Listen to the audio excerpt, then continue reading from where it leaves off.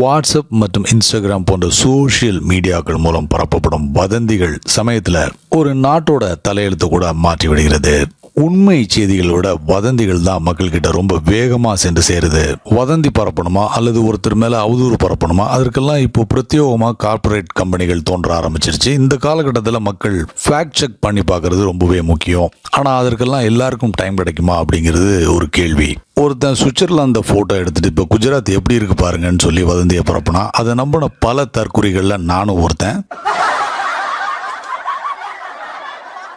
இந்த வீடியோல அனுமனுக்கே இப்படி ஒரு சோதனை வருது. சோ ஆண்டவனுக்கே இந்த கதினா அல்பங்கதியை நினைச்சு பார்க்க வேண்டியதுதான். அனுமன் தன்னுடைய 2 கண்களால் பார்த்த சம்பவத்தையே இன்னொரு நபர் மாற்றி சொல்கிறார். ஹனுமனுக்கோ சரியான கோபம். அவர் எப்படி ஃபேக்ட் செக் பண்றாருன்னு பார்ப்போம்.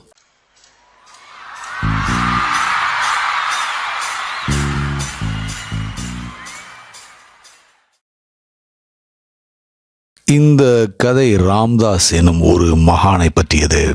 ராமர் இந்த பூமியில் காலடி பதித்து உலாவியதற்கு பல்லாயிரம் ஆண்டுகளுக்கு பிறகு ராம்தாஸ் அவருடைய கதையை எடுத்துரைத்து வந்தார். ராமரின் கதையை அவர் எடுத்துரைத்த விதம் வசீகரமாகவும் ஈர்ப்பு மிக்கதாகவும் தனித்துவமான பொலிவுடனும் திகழ்ந்ததென்றால், ராமரின் பரம பக்தரும் நிகழ்வுகள் அனைத்தையும் தன் சொந்த கண்களாலேயே கண்டவருமான அனுமன் ராம்தாஸ் சொல்வதை கேட்பதற்காகவே அங்கு வருவது வழக்கம் என்று சொல்லப்படுகிறது. நிச்சயமாக அவர் மாறு வேடத்தில் தான் வந்திருப்பார். அவர் கூட்டத்தோடு கூட்டமாக அமர்ந்து கதையை கேட்பார். அதை வெகுவாகவும் ரசிப்பார். ராம்தாஸ் தன் சீடர்களுக்கு ராமனின் கதையை சொல்லிக் கொண்டிருந்தார். அதை கேட்க வந்திருந்த அனுமன் மிகுந்த மகிழ்ச்சியும் பேரானந்தமும் அடைந்திருந்தார். ஆனால் ஒரு நாள் ஒரு சிக்கல் எழுந்தது. ராமனின் மனைவி சீதையை ராவணன் கடத்தி சென்ற நிகழ்வை ராம்தாஸ் விவரித்துக் கொண்டிருந்தார். ராவணன் சீதையை இலங்கையில் ஒரு அழகான தோட்டத்தில் தங்க வைத்தார். அந்த தோட்டம் முழுவதும் வெண்பூக்கள் நிறைந்திருந்தன. ராவணன் சீதையை வெண் நிறமான பூக்கள் நிறைந்த ஒரு அழகான தோட்டத்தில் தங்க வைத்தார் என்ற கதையின் அந்த பகுதியை தான் ராம்தாஸ் சொல்லிக் கொண்டிருந்தார். இப்போது இது எல்லை மீறி போய்விட்டது. ஏனெனில் அனுமன் சீதையை அந்த தோட்டத்தில் சந்தித்திருந்த போது அங்கே ஒரு வெள்ளை பூவை கூட அவர் பார்த்ததில்லை. மாறாக அவர் பார்த்தது எல்லாமே சிகப்பு நிற மலர்களைத்தான். எனவே அனுமன் சட்டென்று எழுந்து நின்றார். தான் இதில் தலையிடக்கூடாது என்பதையும் உண்மையில் தான் அங்கே இருக்கவே கூடாது என்பதையும் அவர் அந்த தருணத்தில் அறவே மறந்துவிட்டார். அவர் எழுந்து நின்று, தயவு செய்து கேளுங்கள், மற்றவையெல்லாம் சரியாக இருக்கலாம், ஆனால் இந்த தகவல் மட்டும் முற்றிலும் தவறானது. இதை நீங்கள் மாற்றிக்கொள்ள வேண்டும். அங்கே ஒரு வெள்ளை நிற மலர் கூட இல்லை. அத்தனை மலர்களும் செந்நிறமாகவே இருந்தன என்று சொன்னார். ராம்தாஸ் அதற்கு, நீ அமைதியாக இரு, என்னை திருத்துவதற்கு நீ யார் என்று கேட்டார். அனுமனுக்கு கோபம் வந்துவிட்டது. தன்னை மறைப்பதற்காக சுற்றி இருந்த போர்வையை வீசி எறிந்தார். அவர் ஒரு வானர கடவுள் என்பதால் தன் வாளுடனும் மற்ற அங்கங்களுடனும் அப்போர்வையிலிருந்து வெளிப்பட்டு, நான் யாரென்றா கேட்கிறாய்? நீ யாரை பற்றி பேசிக் கொண்டிருக்கிறாயோ அந்த அனுமன் நான் தான் என்றார். தோட்டத்திற்கு சென்றவன் நான் தான். நீயோ ஒருபோதும் அங்கு சென்றதில்லை. ஆயிரக்கணக்கான ஆண்டுகள் கழித்து இப்போது நீ அந்த கதையை சொல்கிறாய். உனக்கு எவ்வளவு தைரியம் இருந்தால் என்னை அமைதியாக இருக்கும்படி சொல்வாய்? என்னால் அமைதியாக இருக்க முடியாது. கதையை மாற்று. அந்த மலர்கள் சிகப்பாக இருந்தன என்று சொன்னார். அதற்கு ராம்தாஸ், முட்டாளா நீ, முதலாவதாக நீ இங்கே வந்திருக்கவே கூடாது.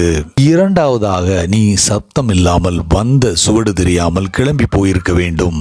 ஆனால் என்னால் கதையை மாற்ற முடியாது. அந்த பூக்கள் வெள்ளையாக இருந்தன என்பது எனக்கு உறுதியாக தெரியும் என்றார். இது மிகவும் எல்லை மீறிய செயலாக இருந்தது. அனுமனோ நேரில் பார்த்த சாட்சி. ஆனால் இந்த மனிதனோ 5000 ஆண்டுகளுக்கு பிறகு ஒரு கதையை எழுதி கொண்டிருக்கிறான்.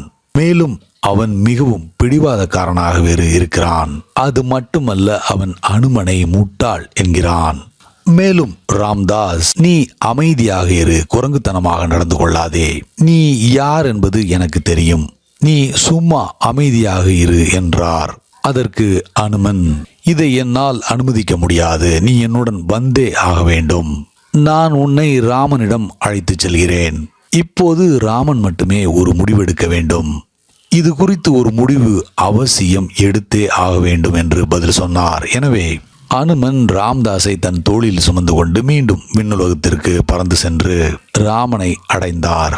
பிறகு பயங்கர கோபத்துடன் அவர், இந்த மனிதனை பாருங்கள், 5000 ஆண்டுகளுக்கு பிறகு இவர் ஒரு கதையை எழுதி வருகிறார்.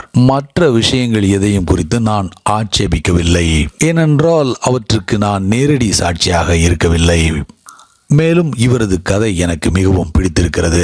இவர் ஒரு நல்ல ஸ்டோரி டெல்லர். ஆனால் நான் நேரடியாக பங்கேற்ற நிகழ்வுகள் குறித்து இவர் என் பேச்சை காது கொடுத்து கேட்கக்கூட தயாராக இல்லை என்று கூறினார். ராமர் அதற்கு, அனுமா, ராம்தாஸ் சொல்வது சரிதான்.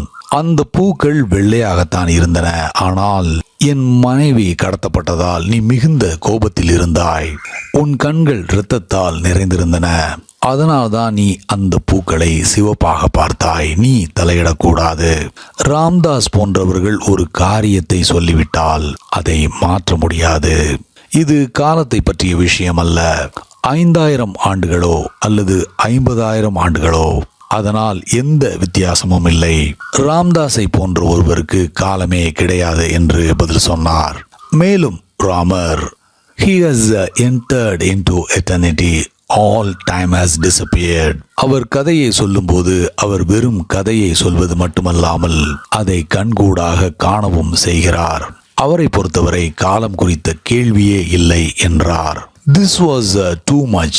அனுமன் அதற்கு, நீங்களும் அங்கே இருக்கவில்லை. இது ஒருதலை பட்சமானது, அநீதியானது, இது நியாயமற்றது. நான் தான் அங்கே இருந்தேன். நீங்கள் அந்த தோட்டத்திற்குள் செல்லவில்லை. அப்படி இருக்கும்போது உங்களிடம் கேட்பதை விட சீதையிடம் கேட்போம். அவள் தான் அங்கே இருந்தாள். அவள் நியாயத்திற்கு புறம்பாக நடந்து கொள்ள மாட்டாள் என்று நான் நம்புகிறேன் என்று சொன்னார். இதை கேட்டதும் சீதை சிரிக்க தொடங்கினாள். அனுமா, நீங்கள் மன்னிப்பு கேளுங்கள். அந்த பூக்கள் வெள்ளையாகத்தான் இருந்தன. நீங்கள் மிகுந்த கோபத்தில் இருந்ததால் அந்த வெள்ளை பூக்களை உங்களால் பார்க்க முடியவில்லை. நீங்கள் அவ்வளவு இரத்தவெறி கொண்டவராக இருந்தீர்கள். ராம்தாஸிடம் மன்னிப்பு கேளுங்கள். மேலும் நீங்கள் அங்கே போக வேண்டிய அவசியமில்லை. அதில் கவனமாக இருங்கள். ஒருவேளை நீங்கள் சென்றாலும் ஒரு ஓரமாக ஒதுங்கியே இருந்து எதிலும் தலையிடாமல் இருக்க வேண்டும் என்பதில் உறுதியாக இருங்கள். எதையும் மாற்ற முடியாது. ராம்தாஸ் கூறுவது எதுவாக இருந்தாலும் அது சரியே. Because he has a more aloof, distant witnessing than you can ever have. But you were too much involved in it என்று சொன்னாள். Where is my